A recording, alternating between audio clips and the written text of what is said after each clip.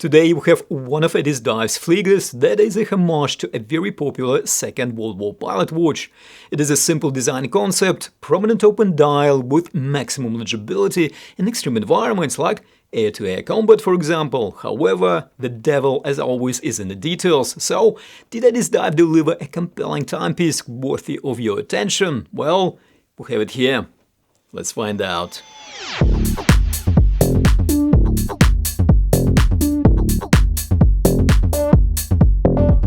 Hello and welcome back. Addiesdive catalog of well-built, cool and at the same time very budget-friendly watches is ever expanding.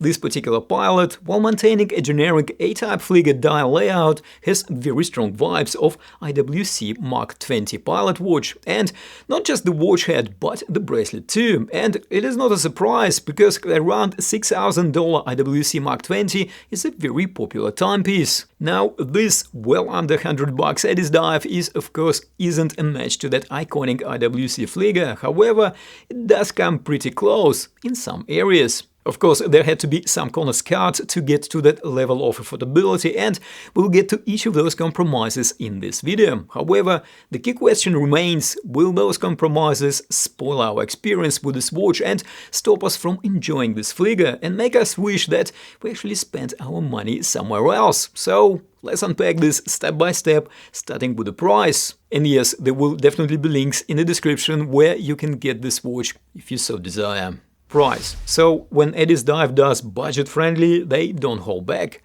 At the time of making this video, I could find this watch priced as low as $54 on a leather strap and $67 on a stainless steel bracelet.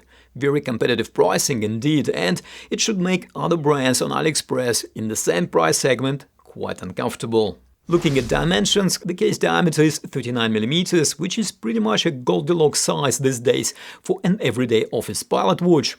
Case height is 12mm, we have 20mm lug width, which is great for strap changing, and this watch of course looks very good on both strap and bracelet. Lug-to-lug distance is 49mm, and with inverted end-links bracelet and well-sculpted lugs, we have watch that should suit pretty much most wrist sizes. And the bracelet has a nice taper down to 18mm by the clasp. And on the supply stainless steel bracelet, this watch weighs 145 grams and 124 grams after adjusting it to my about 7-inch wrist. Case. The flanks of this stainless steel case are fully brushed with nice and consistent longitudinal strokes. The top of the case is also fully brushed, including the fixed bezel, so we have a simple and yet very good finish on the case with transitions between the facets being crisp and well-defined and well-machined at the same time, making sure that there are no sharp edges or unrefined corners. And of course, another benefit of fully brushed case is the ability to hide the scratches very well. The cyan screw-down crown is nicely proportioned and is easy to unscrew and operate. The crown threading is smooth and the crown comes out with a little pop once unscrewed. Good attention to detail here from Addiesdive. Back of the case is covered by a screw-on back case with Addiesdive laser etched logo and key specifications on the perimeter. But of course, this somewhat substantial screw-on back case is not just for show. Together with the screw-down crown, it allowed Addiesdive to declare 200 meters of water resistance on this pilot watch. I'm not sure if it is absolutely necessary to have a diver-level water resistance on the flieger, however, it does make this watch very practical and definitely suitable for swimming. For the record, IWC Mark 20 only has 100 meters of water resistance. Crystal. We have perfectly flat sapphire crystal here. The crystal is installed just a fraction of a millimeter above the bezel, which should help to protect the top of the case from scratches. According to product listing, Addiesdive used Swiss shadowless blue anti-reflective coating here. After using this watch for a couple of weeks, I can attest that air coating does its job quite well. However, I would prefer a clear coating rather than one with a blue hue. Dial. Now, the dial is very much true to an A-type flieger requirements. Arabic numerals are markers with a prominent triangle with 2 lume dots on each side pointing to 12 o'clock position. The dial background is of a matte black color, which ensures very good legibility. Everything is printed on the dial, including the Addiesdive logo and the text above 6 o'clock marker.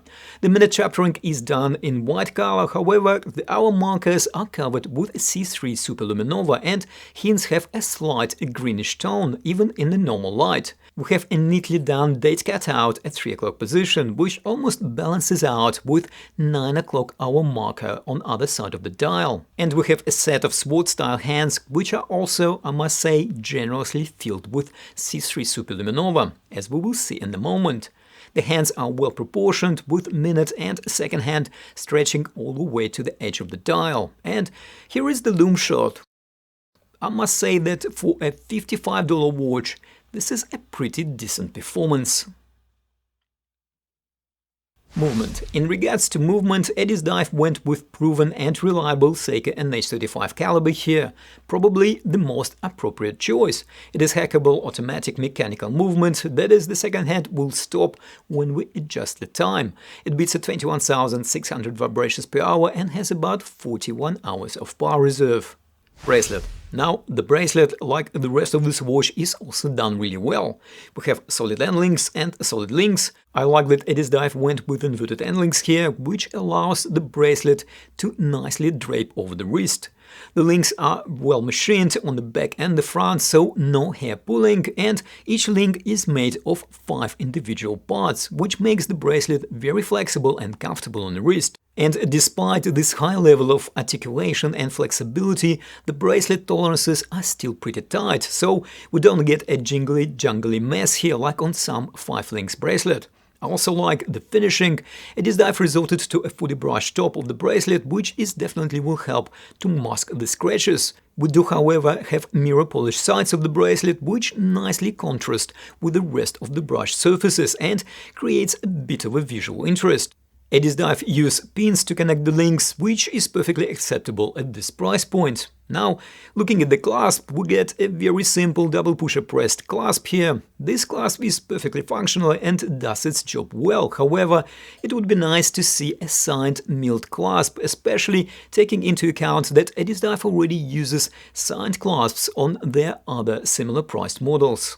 So let's see if we can answer the initial question: do all of these shortcomings made this watch less fun and enjoyable to own? Well, apart from 2 minor gripes, first being the clasp, which can be easily replaced for a more premium milled option without breaking the bank, and second, not my favorite blue hue air coating, although maybe someone out there actually likes it. So apart from these 2 points, I pretty much like everything else about this timepiece. Okay, no prices for originality, but Addiesdive still managed to equip this watch with 200 meters of water resistance and a really comfortable inverted end links bracelet. So for me, for $67, this one is definitely a keeper. What are your thoughts? Well, do let us know in the comments. And for more pilot watches, check my playlist over here. Or for other style watches, I will put a link on the screen over here. And if you find this review helpful, do hit the like button, and of course, don't forget to subscribe if you haven't already done so. As always, thank you for watching, take care, and I'll see you in the next video.